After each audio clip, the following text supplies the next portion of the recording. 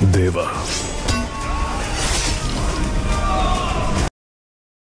Hello বন্ধুরা, সবাই কেমন আছেন? আশা করি সবাই ভালো আছেন।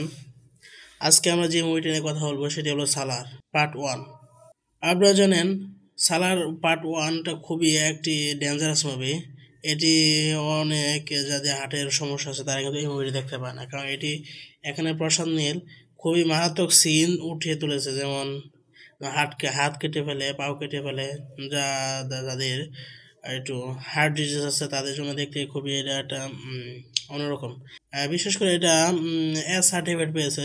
এখন হার্টের দুর্বল যারা তারা এই ছবিটি দেখতে পারবে না।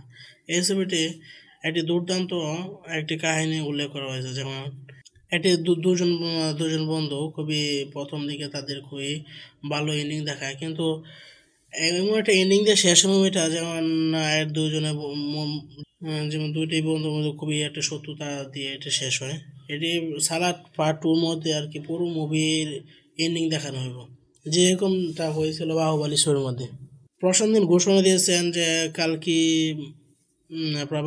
প্রবাসে কালকির পরেই এর শুটিং হওয়ার কথা ছিল। সালারে অনেকটা শুটিং আগে প্রশান্ত নীল করে রেখেছিল 20%, তিনি জানিয়েছেন তার ফেসবুক পেজে। বাকি শুটিং শেষ হওয়ার পর সালার 2 রিলিজ পাবে।